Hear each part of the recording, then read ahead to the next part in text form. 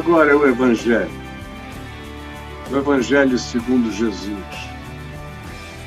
o Evangelho da graça, o Evangelho da inclusão, porque nós somos salvos. Nós somos salvos pela solidariedade de Deus em Cristo Jesus. Porque Deus estava em Cristo reconciliando o mundo consigo mesmo, não imputando aos homens as suas transgressões. Por quê? Porque Deus ama o mundo de tal maneira que Ele deu o seu Filho, que tira o pecado do mundo. Ele deu eternamente. Não é recolhível, não é algo que se possa retroagir, está feito, está consumado. Desculpa quem não gosta de ressurreição, de amor e de vida eterna. Se você não gosta, eu tenho uma má notícia para você. Tudo isso é esmagavelmente poderoso e vitorioso e ninguém se poderá opor ao Rei dos Reis, ao Senhor dos Senhores. Não duvide, não. Olha só, gente boa, hoje eu quero falar aqui na carta de Paulo aos Romanos, no capítulo 10, do verso 16 ao verso 21, de 16 a 21. E é o ambiente antecedente e depois contínuo, imediato, é Paulo falando sobre o povo de Israel, o povo da promessa e o povo da revelação de Deus através dos profetas, e mantidas essas revelações pela sua concreção nas Escrituras. E isso é singular, isso é ímpar. É uma relação de um povo que assume que será conduzido por mandamentos de amor, justiça, verdade, sinceridade, gratidão, pureza de coração e consciência de que tudo que existe é no único Deus. E esse povo disse: é isso que queremos. Quando saiu do Egito com Moisés na sombra do Monte Sinai, incandescente de uma revelação estrondosa que estremecia o deserto e trazia o ribombar dos trovões e dos raios e dos pavores fenomenológicos e de luzes estranhas e trevas que envolveram a ambiência toda, a ponto de o povo de Israel dizer: fale conosco Moisés, mas não nos fale Deus, porque é insuportável. Então, é Paulo falando sobre esse povo que tinha um chamado anterior a isso, nas figuras descritas nas genealogias do livro de Gênesis e de outros livros do Pentateuco, da Torá judaica, e em outras genealogias, como, por exemplo, nas de Jesus, onde você pode ir vendo a sequência de como essa revelação, de maneira oral, foi sendo transmitida até que eles começaram a escrevê-lo. Começaram a escrever tabletes, depois coisas maiores, até que, pela tradição oral, eles começaram a escrever já uma escritura mais sofisticada, onde essas informações eram mantidas. E Paulo está falando disso, e de como esse povo que teve esse privilégio especialíssimo,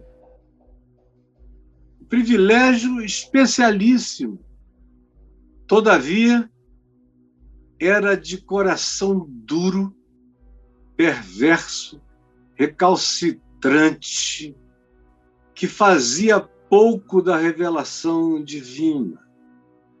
E as histórias da Bíblia são a respeito desse povo, e praticamente todas as histórias são a respeito da desobediência desse povo e de como Deus os enfrenta com a sua palavra, e como eles não conseguem andar no caminho e logo, logo se tornam piores do que foram antes.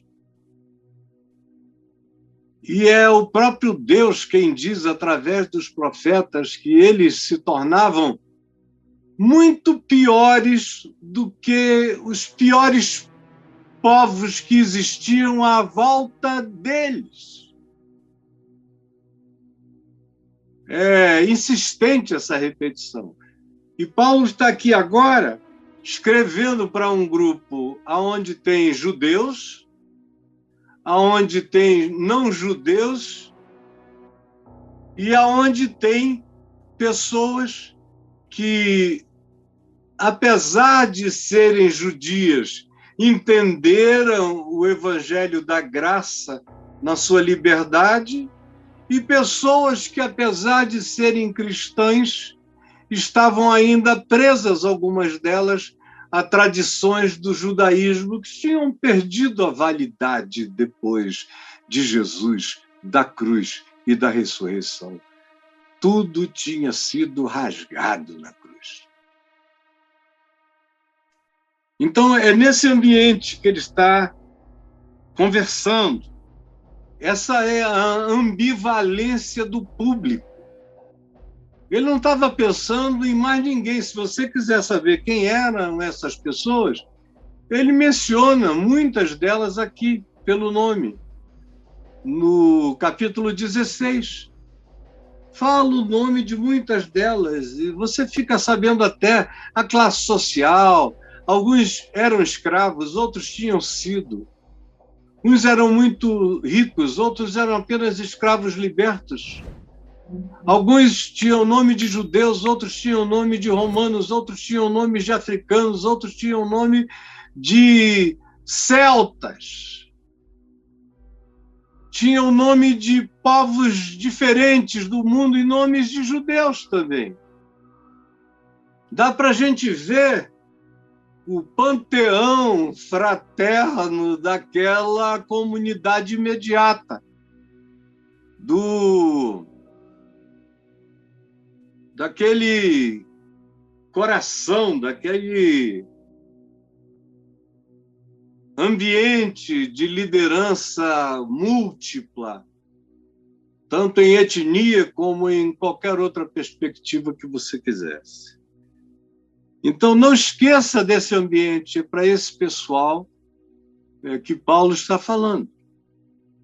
E ele diz, depois de chamar as pessoas a pregarem, a advertir e afirmar que se alguém com a sua boca confessa Jesus como Senhor e no seu coração crê que Deus o ressuscitou de entre os mortos, esse é salvo.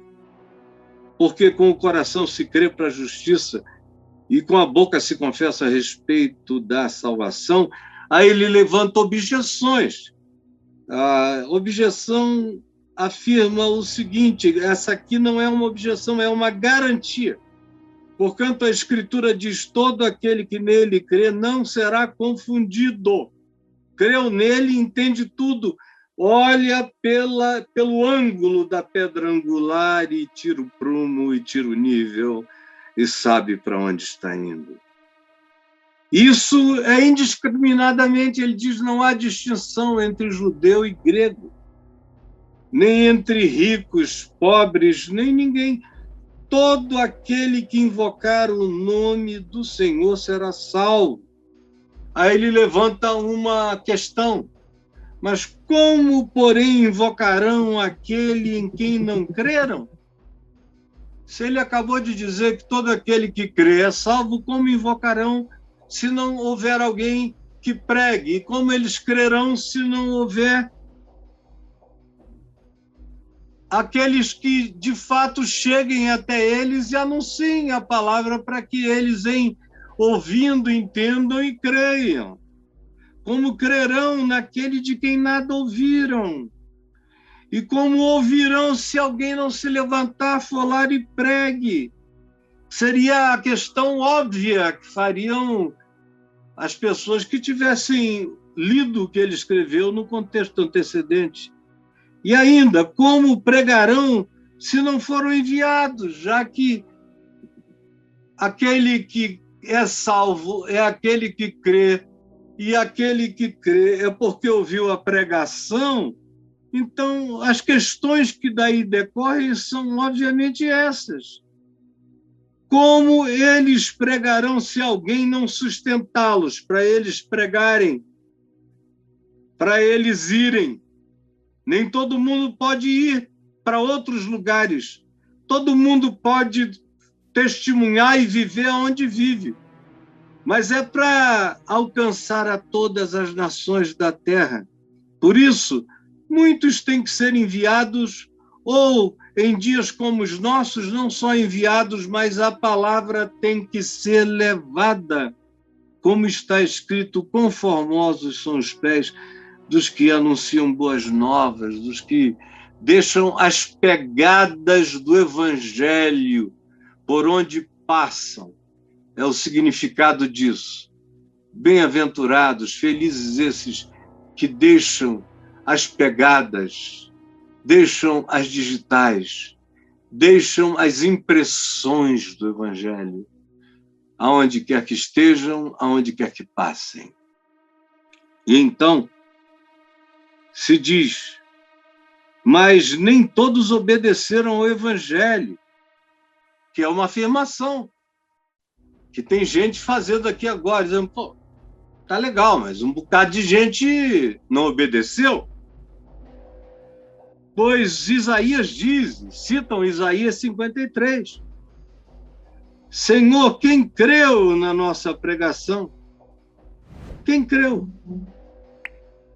E assim, Paulo diz, a fé vem pela pregação, porque se diz e se pergunta, quem creu na nossa pregação? É porque a fé deve vir pela pregação. E a pregação é a palavra de Cristo, é o evangelho de Cristo. Então, o evangelho de Cristo precisa ser anunciado. É uma dedução absolutamente óbvia.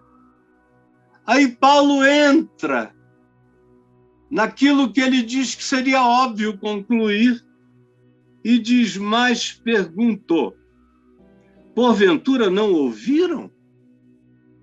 Essa questão persiste de que eles só ouvirão se alguns forem lá, falarem a língua deles, interpretarem para eles. Esse é o único caminho de Deus. Jesus é o único caminho de Deus, mas o único caminho de Deus no mundo é a pregação de quem der na veneta de pregar. Se pessoas não enlouquecerem e saírem por aí pregando não o que eles gostam, mas o genuíno e verdadeiro evangelho, então Deus fica sem alternativa no mundo? Deus fica sem alternativa na terra?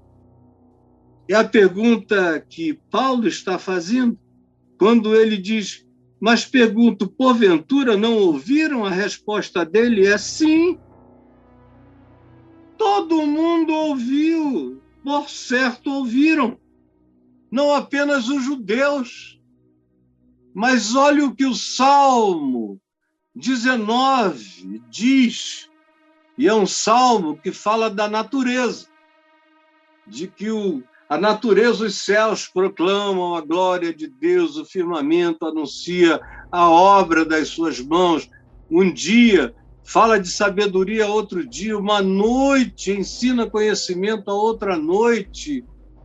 E assim, esse conhecimento de Deus, esse sussurro de Deus, essa voz de Deus vai agindo no tempo, vai agindo na existência, vai agindo na dor, vai agindo no sofrimento, vai agindo no nascimento, vai agindo na compreensão súbita, vai agindo em sonhos, vai agindo em exemplos, vai agindo nos impensáveis da existência, que são todos comunicação e palavra de Deus, porque Deus não está preso apenas aos códigos linguísticos, nem à boa vontade de ninguém que queira ajudá-lo indo pregar o Evangelho.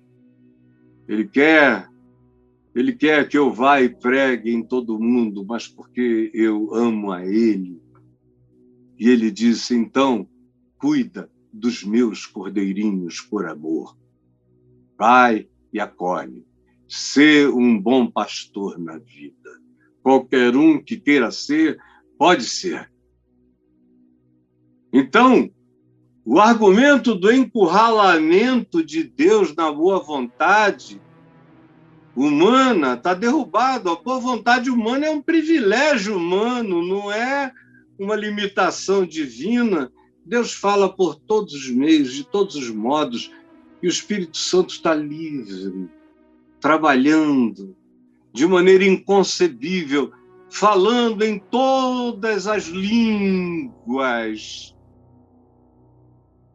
usando todos os meios, modos e circunstâncias, e usando todas as formas de verdadeira sabedoria da terra para se comunicar com todos os homens. E usando todos os fenômenos da existência humana para falar com todos os homens. É o que Paulo está dizendo quando usa o Salmo 19, que é um salmo de natureza e criação, para concluir com ele e dizer sim, por certo ouviram, porque está escrito, por toda a terra se fez ouvir a sua voz e as suas palavras até aos confins do mundo. Ele fala, ele fala.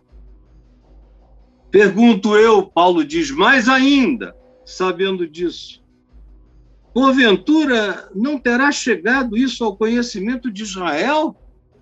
Se o mundo inteiro sabe, Israel que recebeu a revelação diz que não soube? Não tem desculpa. O profeta Malaquias diz no capítulo 1, Deus falando a Israel que em todas as nações da terra e em todas as línguas e em todos os lugares havia pessoas adorando o nome dele em todas as ilhas dos povos. Gente que não sabia o nome dele, mas sabia como Deus é no coração. Então Paulo diz, é claro que ouviram, e quanto a Israel, porventura não terá isso chegado ao conhecimento de Israel, como se já Moisés dissera. Aí ele cita o Deuteronômio e diz, já Moisés dissera. E olha só, eu vos porei em ciúmes com um povo que não é nação. É um povo. A gente não pode discernir esse povo e sintetizar esse povo numa etnia. Eles não são nação, eles são gente. Gente. Não são uma nação. Esse tempo de Deus e uma nação passou. É Deus e o mundo todo. Amou o mundo todo, todos, e não faz acepção de pessoas. Já Moisés dissera: eu vos porei em ciúmes com um povo que não é nação, com gente insensata, gente sem lei, gente sem palavra, gente sem revelação, gente sem história, gente sem nenhum pedigree. Eu vos provocarei a ira. Vocês se sentirão antagonizados por gente que vocês desprezam. Como eu já me senti muitas vezes em Israel, desprezado por judeus, especialmente quando você tenta ir e entrar num bairro de hiperreligiosos, de gente absolutamente ultra-ortodoxa, e às vezes você leva pedradas, é ameaçado. Eu tenho tantas histórias para contar que não vale nem a pena começar. E olha que hoje é no século XX, onde existem leis, inclusive, dentro dos bairros deles. Eles não estão livres para praticarem todo o seu preconceito, embora agora eles tenham tirado Netanyahu, que era direita, extrema-direita, e colocaram um cara que é extremíssima direita. Eles tiraram o ruim e puseram o pior. E que Deus tenha misericórdia de Israel e dos palestinos nesses próximos 2 anos de ações provavelmente mais radicais ainda, como essa que iniciou hoje na porta de Damasco. Então, Moisés disse: vocês vão ficar com raiva, porque vai ter gente na terra inteira dizendo que conhece a Deus, e vocês não lavraram a Escritura, não deram o aceite a eles. E vão ficar com raiva dessa gente. E Isaías, Paulo diz, a mais ainda se atreve. Moisés disse isso: olha, vocês são a etnia de Deus, são a nação de Deus. Olha, eu vou colocar vocês em ciúmes com gente que não é povo, que não é etnia, gente espalhada com gente amorfa de todos os lugares da terra. Agora, Isaías vai mais longe ainda. Ele ainda diz: a isso a mais Isaías se atreve, misturando Deus e o profeta. É palavra de Deus, mas é atrevimento do profeta. Isaías a mais se atreve e diz: fui achado. Agora é Deus falando pelo atrevimento de Isaías, que se atreve a dizer isso na cara dos religiosos no templo. No templo, Isaías tinha acesso a toda essa classe sacerdotal e a toda a academia de Israel. Ele diz isso na cara dos soberanos da religião. Isaías a mais se atreve em nome do Senhor e diz: fui achado, é Deus falando agora, fui achado pelos que não me procuravam. Fui achado pelos que não me procuravam. Revelei-me aos que não perguntavam por mim. Olha que coisa mais doida. Como Paulo está dizendo: olha, eu prego, você prega, a gente tem que pregar, é nosso privilégio.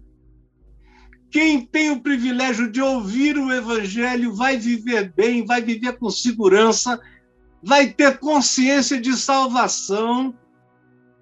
É um privilégio receber esse mandamento, viver essa graça, exercer essa escolha e esse modo de existir. Eu me considero o homem mais feliz do mundo por estar pregando o evangelho e só fazendo isso da minha vida. anunciar o Evangelho desde a minha mais tenra juventude, com a adulteza de um homem sóbrio, na presença de Deus, com a certeza do que era a palavra de Jesus, exercendo o privilégio de rodar o mundo inteiro pregando essa palavra e o meu país todo anunciando essa palavra. Na minha língua, em outras línguas, nessa nação e em muitas outras, mas sem nunca me esquecer que a soberania não era minha. Não é porque eu estava indo que Deus iria fazer alguma coisa, porque Deus é livre. Aliás, a minha tese de ordenação versava, entre outras coisas, sobre Romanos 10 também. Exatamente isso aqui eu já cria nisso. Desde os meus 19, 20, eu escrevi minha tese com 21 anos de idade e eu cria nisso. Que é um privilégio ir pregar, mas Deus não está sem lugar de fala. Lugar de fala não sou eu quem dá a Deus. É Deus quem me dá o privilégio de anunciar a sua palavra. Não sou eu que dou um lugar de fala a Deus. Mas os cristãos acham que são eles que dão um lugar de fala a Deus. E é por isso que quando falam, não há Deus. É Deus quem me dá um lugar de fala. Eu nunca busquei um lugar de fala. Eu tenho o lugar de fala que Deus quiser me dar. Como quer que Ele queira que seja. E eu não me afligi em tempo algum, viverei na alegria dessa proclamação diária, nesse privilégio e com essa consciência de que o Evangelho vai para além da voz de qualquer homem, vai para além da voz de anjos, vai para além de qualquer pretensão mensageira, porque Deus mesmo fala de si ao coração humano. E aí se conclui dizendo, quanto a Isaías, porém, diz, todo dia estendi as minhas mãos a um povo rebelde e contradizente, que é esse povo que acha que sabe a palavra. Agora, olha, só para concluir, o Braulio está aí sem entender nada. O tema do que eu quis falar hoje é esse que o Braulio vai colocar aí agora. Quem diz que busca, não quer achar. Quem diz que não busca, tropeça no achado. Repita comigo. Você pode? Se você puder repetir comigo, bote corações ao alto. Quem diz que busca, não quer achar. Quem diz que não busca, tropeça no achado. É claro que qualquer parte desse enunciado tem relativizações. Em geral, quem diz que busca, nem sempre quer achar. Em geral, quem diz que não busca, frequentemente tropeça no achado. Mas o nosso GC não tem espaço para escrever tanto. Então eu tenho que piorar o que eu queria dizer, absolutizando aquilo que sempre precisa ser relativo. Porque na existência, absoluto é só aquele que não existe, que é Deus, o Deus que é. Quem diz que busca, nem sempre quer achar, como são os crentes. Diz que busca, louva para lá, louva para cá, faz, acontece, planta bananeira. E quem diz que não busca, que não quer nada, frequentemente é o cara que você vê voltando, quebrantado, pedindo ajuda. A minha vida inteira eu tenho sido surpreendido por essa realidade. Quem diz que busca não me impressiona. Quem diz que não quer nada também não me impressiona. Porque eu já vi tanta gente que diz que busca, que na realidade não quer achar coisa nenhuma. E já vi tanta gente que diz que não busca tropeçar, cair de cara na bagaça do amor de Deus. Tá! Sai todo lavado no sangue do Cordeiro, sem saber por quê. Esse é o tema do que eu quis dizer enquanto eu lia o que eu li. Agora vem a primeira realidade que eu quero que você guarde. Guarde aí, tudo baseado no que eu já li. Primeiro, existem os que sabem, mas não creem. Como dizem os versos 16 e 17. É o pessoal que sabe, mas não acreditou. Era um pessoal que podia obedecer à palavra, mas decidiu endurecer.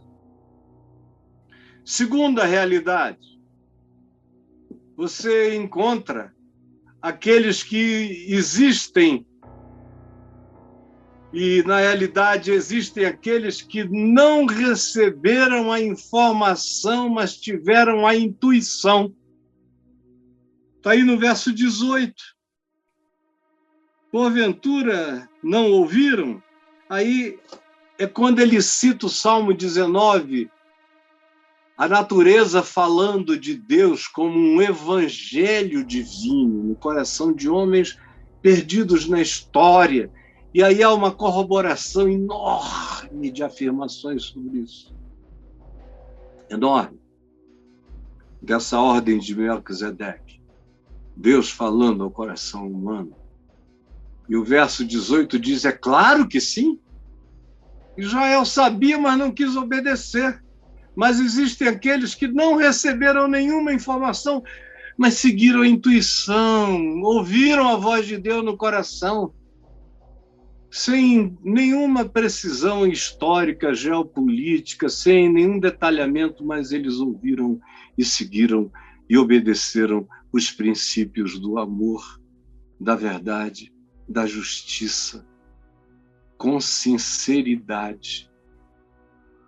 E fizeram o melhor que puderam da luz que receberam. Porque ninguém é julgado pelo que não teve. Todos seremos julgados pelo que recebemos. Por isso, ninguém será julgado pela luz que nunca teve. Mas todos seremos julgados por tudo que soubemos, discernimos e não quisemos praticar.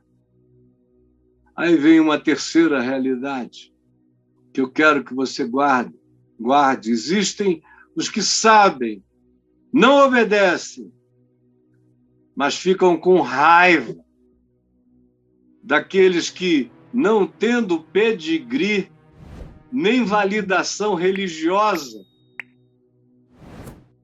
são aqueles que começam a amar a Deus como os grandes vira-latas da civilização, que vão fuçando a misericórdia de Deus. Não buscavam, mas tropeçaram. Tropeçaram na revelação, como Jesus diz. O cara tropeçou no tesouro no campo. O outro achou uma pérola de grande valor. Toda hora tem gente vivendo essa experiência, mas tem também aqueles que ficam com raiva.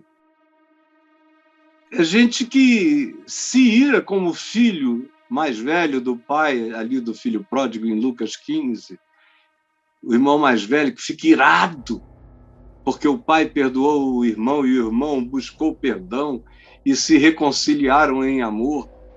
Assim como Jesus estava reconciliando meretrizes, pecadores, publicanos, no amor do Pai, e os religiosos, irmãos mais velhos da religião, ficavam irados com ódio. Assim também, hoje, aqui, entre nós, tem uma quantidade enorme de pessoas com ódio, de que pessoas que eles jogaram no inferno, todavia estão encontrando a graça de Deus, o amor, o perdão. Pessoas que eles amaldiçoaram mas estão recebendo luz, discernimento, compreensão. Pessoas que eles disseram que eram abominação para Deus, mas estão recebendo graça e revelação de Deus. E eles ficam com ódio e eles se iram. Se eles pudessem, eles matariam. E eles odeiam quem quer que ensine assim, tanto quanto odeiam qualquer um desses desprezados que não se importem com o desprezo humano, mas creiam de todo o coração no acolhimento divino, que creiam na pregação desse que foi traspassado, humilhado, desprezado, julgado, cuja genealogia, cuja origem ninguém conhecia, ninguém sabia a quem ele estava vinculado, o odiavam, o trataram como um oprimido, como um inimigo de Deus, o desprezaram com todos os desprezos e na forma mais abominável, eles o mataram com a morte desprezível que os romanos davam aos piores criminosos. Ele sofreu o vitupério, a ignomínia, o sofrimento. Quem creu nisso em Israel? Ninguém. Mas os vira-latas do outro lado da terra, 2000 anos depois, um cão amazonense, um vira-lata do Amazonas, creu. E não quis mais outra realidade que não essa. Soube de muita coisa, mas nunca achou nada mais sublime do que aquilo no que ele tropeçou. A quarta realidade. Veja, existem aqueles que não querem Deus, mas Deus quer eles. Esse é que é o problema, e eu não estou aqui para discutir teologia. Eu não estou nem aí para o que Deus pensa, porque eu não tenho como pensar os pensamentos de Deus. Eu apenas trato o mundo como eu vejo Deus em Cristo tratar a humanidade. Não julgo ninguém, tento julgar a mim mesmo na graça e no perdão de Deus e vivo pacificado, mas não julgo ninguém. Todavia, não é preciso teologia, basta ler Paulo, ou ler a Escritura, ou ver a vida, que você sabe que existem aqueles que não querem Deus mesmo, mas Deus quer eles. Como é o caso de Paulo, que dizia, e eu não tenho tempo aqui para explicar a psicologia dessa negação, mas ele dizia que não queria. Ele só não sabia que Deus queria ele. Eu te escolhi, eu te chamei. Eu vivo falando em predestinação, jamais. Eu acho essa uma conversa praticamente tosca quando a gente sabe quem é Deus.